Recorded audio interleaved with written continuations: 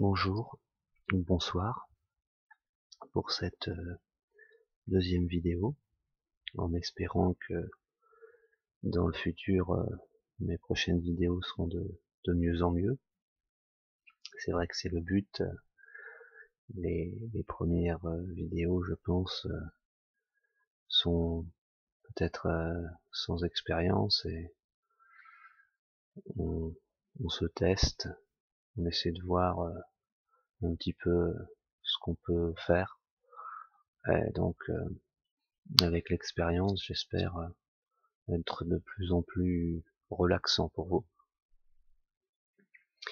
Je vais essayer dans cette vidéo de parler assez lentement pour vous permettre d'aller chercher un maximum de relaxation et de détente. Le sujet abordé aujourd'hui sera le voyage et plus particulièrement des destinations de rêve. C'est vrai que le voyage est très important pour moi. J'aimerais pouvoir voyager plus.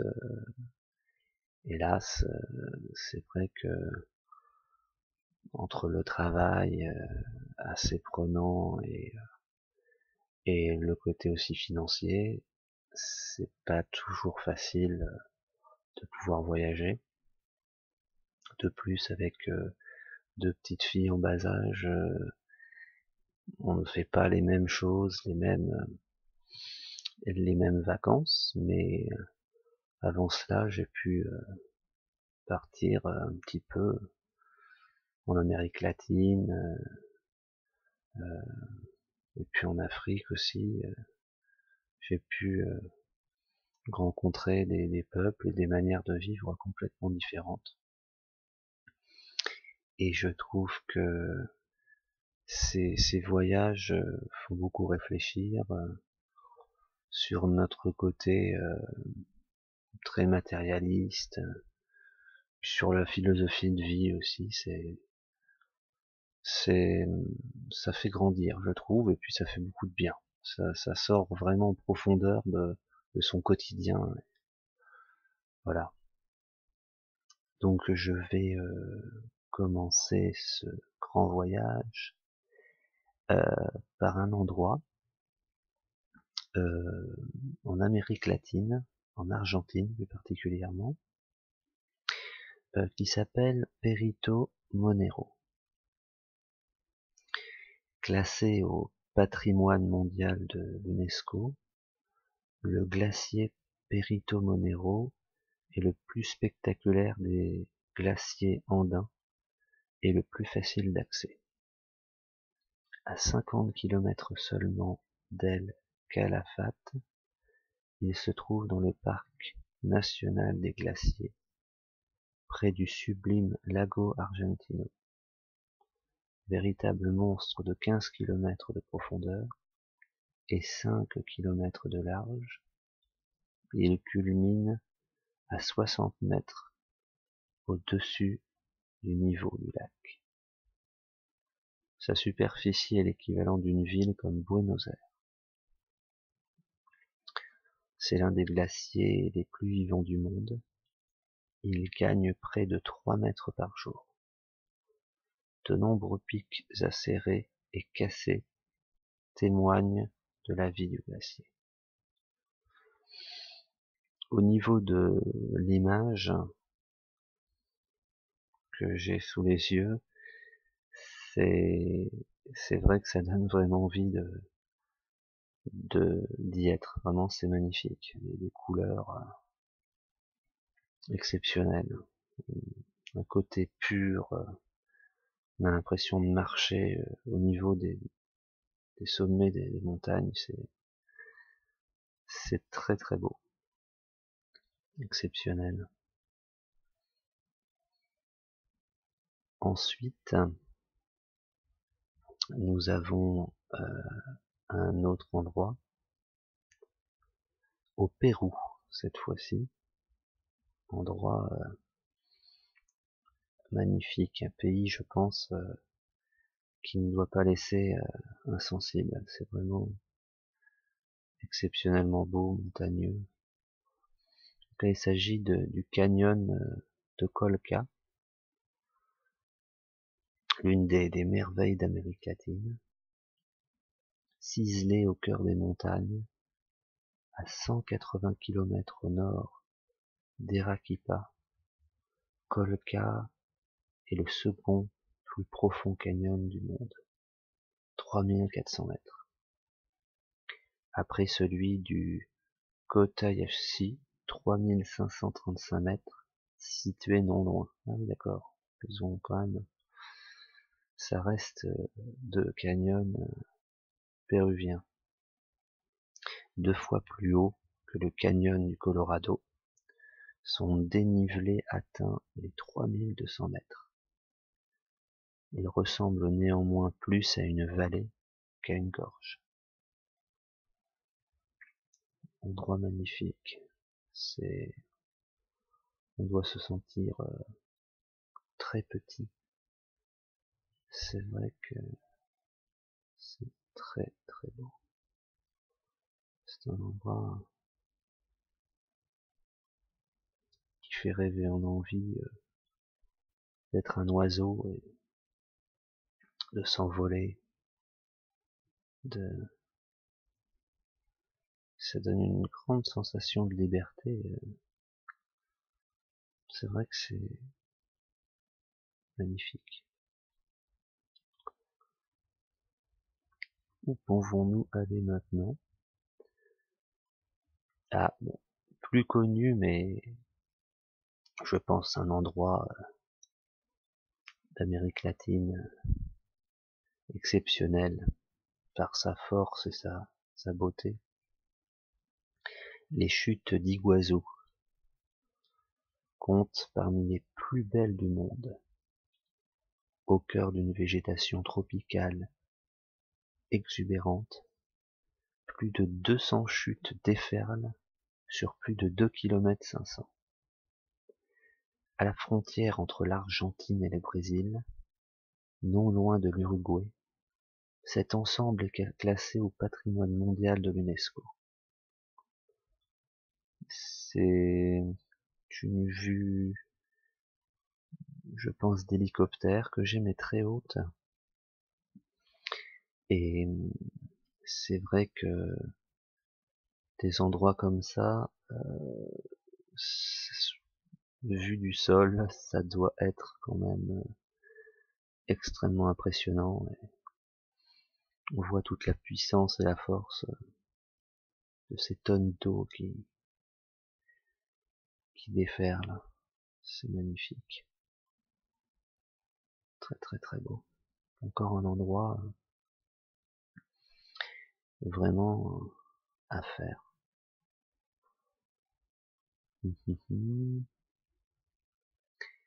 C'est parfait.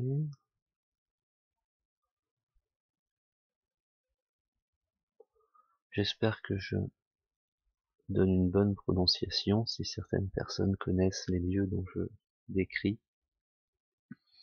Donc là, nous allons ensuite nous diriger vers le Guatemala, visiter les pyramides de Tikal. Donc là, il s'agit de grandes pyramides.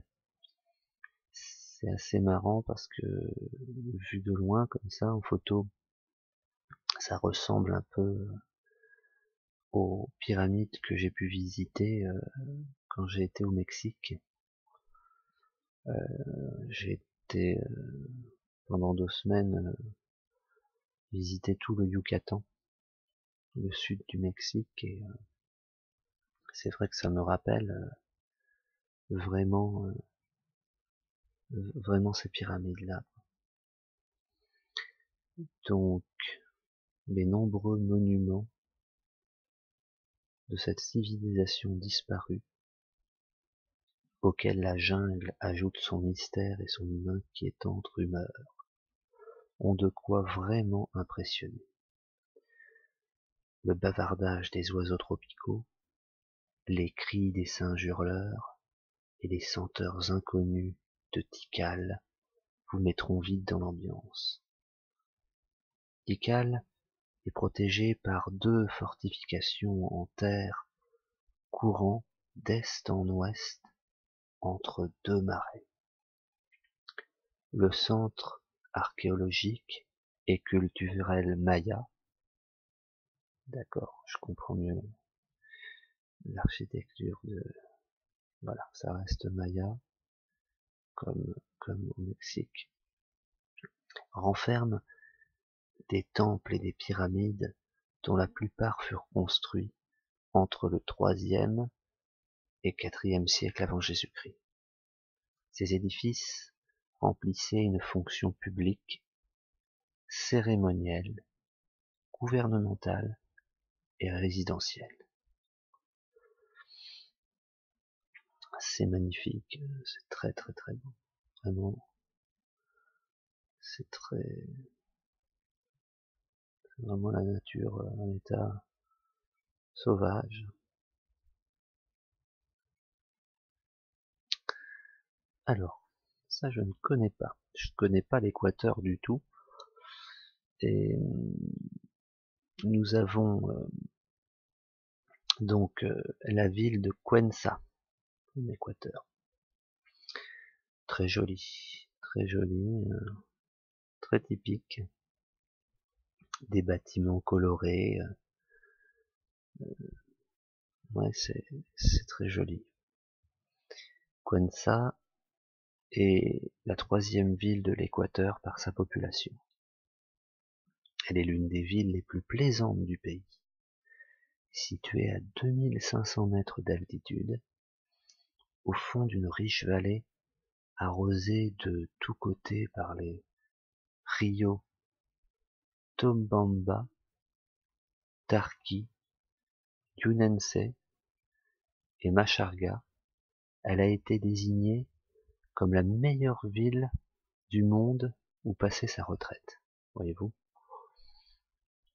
Écoutez, si vous voulez passer votre retraite paisiblement et que vous parlez espagnol, je pense que ça peut être peut-être une ville de sérénité.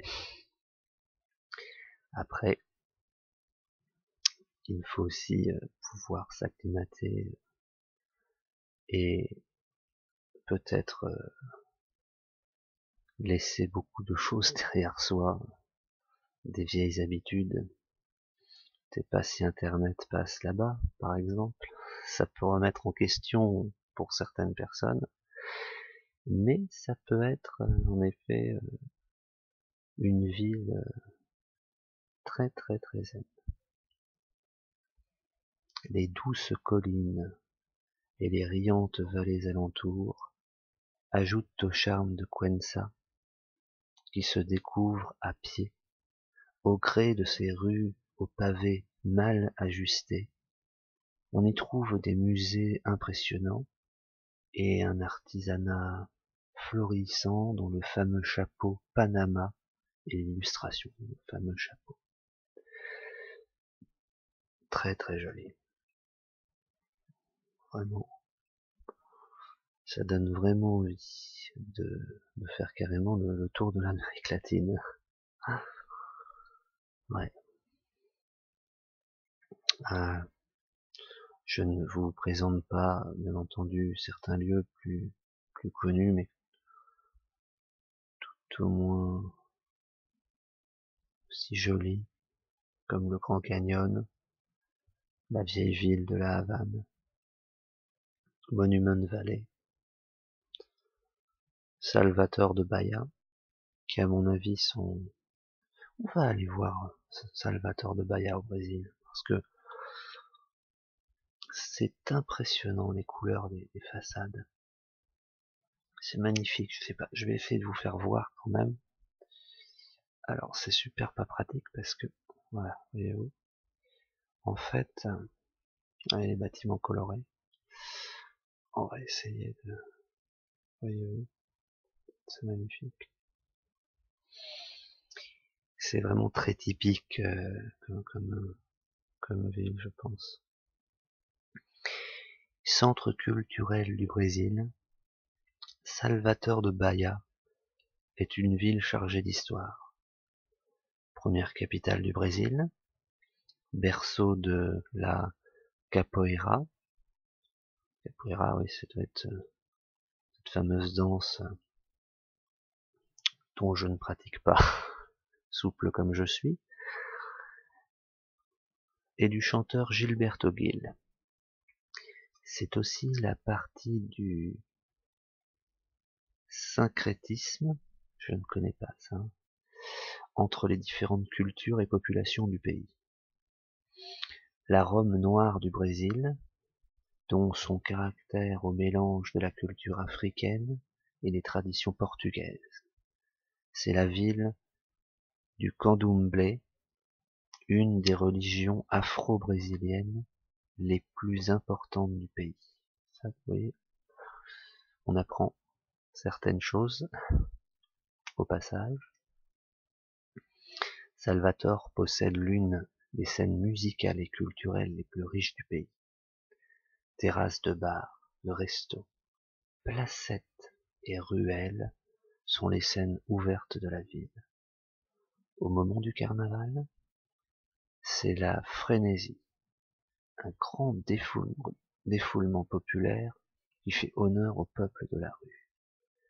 Métissée, chaleureuse et humaine, elle nous séduit par ses rues colorées, ses criques sablonneuses et rocheuses, et sa vaste baie majestueuse. On appelle sa baie Baia, baie de tous les saints. À juste titre, un lieu béni des dieux incroyable. Très très très beau, magnifique. Je pense qu'il n'y a rien à rajouter. C'est vraiment très beau. Donc, je fais encore un petit passage. Voyons la suite. Nous allons faire un petit tour maintenant en Asie. Changeons de continent. Que trouve-t-on en Asie? Énormément de choses. Encore un continent exceptionnel. Il faudrait des mois et des mois pour pouvoir faire le tour de tout ça. C'est très beau.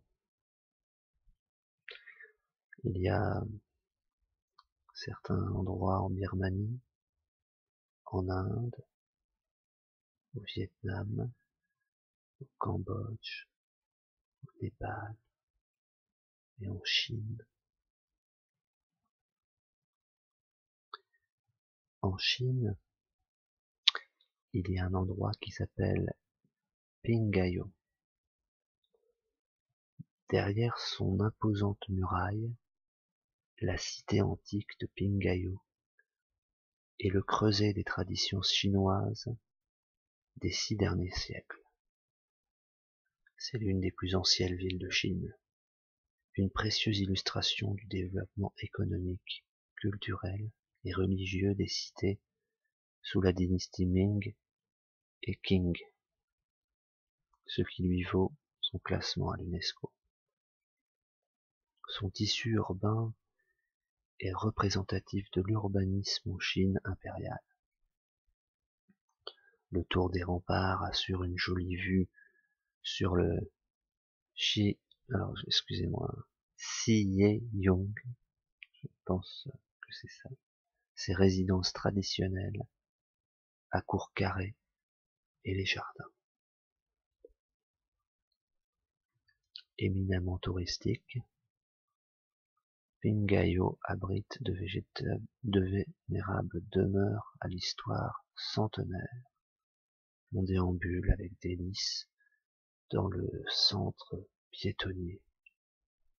Les bâtiments liés à l'activité bancaire rappellent que Pingayo fut la capitale financière de la Chine jusqu'à l'aube du XXe siècle.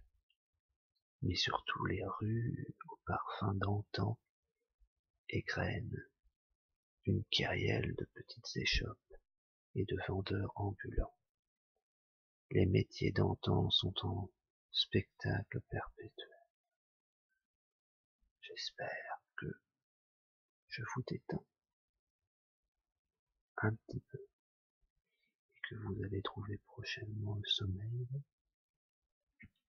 Je vais finir cette vidéo avec un ou deux lieux en chuchotant.